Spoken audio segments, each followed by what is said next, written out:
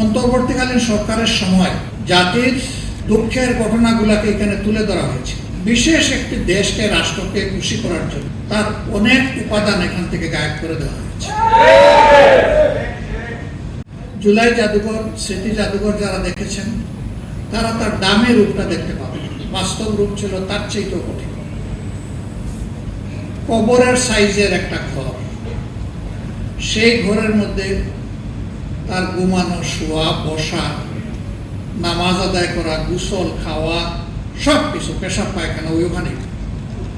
এখান থেকে কাউকে বের হতে দেওয়া হতো। এখানে তার দামি কিছু প্রেজেন্টেশন রাখা হয়েছে। আমি মনে করি যারা সচেতন নাগরিক তাদের প্রত্যেকের এই জাদুঘর ভিজিট করা উচিত। কিন্তু দুর্ভাগ্য, অন্তর্বর্তীকালীন সরকারের সময় জাতির দুঃখের ঘটনাগুলোকে এখানে তুলে ধরা হয়েছে। বিশেষ একটি দেশকে, রাষ্ট্রকে খুশি করার জন্য তার অনেক উপাদান এখান থেকে গায়েব করে দেওয়া হয়েছে। এখানে 47 সাল বা 46 সাল থেকে শুরু করে অনেকগুলো রাজনৈতিক, সাংস্কৃতিক পরিবর্তনে যারা পুরোদা ব্যক্তিত্ব ছিলেন তাদেরকে তুলে আনা হয়েছে। এর অনেক কিছু এখন গায়েব করে ফেলা হয়েছে নির্বাচিত সরকারের হাতে যখন আসছে। অনেক নির্যাতিত মানুষ, তাদের স্মৃতিচিহ্ন ছবিগুলো ওখানে ছিল। একটি নির্দিষ্ট দলের লোকদের স্মৃতি রেখে বাকিগুলা গায়েব করে ফেলা হয়েছে। আপনারা সেই সময় ইসলামী ছাত্র শিবিরের কেন্দ্রীয় সভাপতি দেলার হোসেনের কথা জানেন, যে প্রায় 200 দিন যাকে রিমান্ডে নেওয়া হয়েছে, তারপর কি না অত্যাচার করা হয়েছে। আমাদের প্রয়াত প্রধানমন্ত্রী বেগম খালেদা জিয়া তার নাম নিয়ে আক্ষেপ করেছিলেন।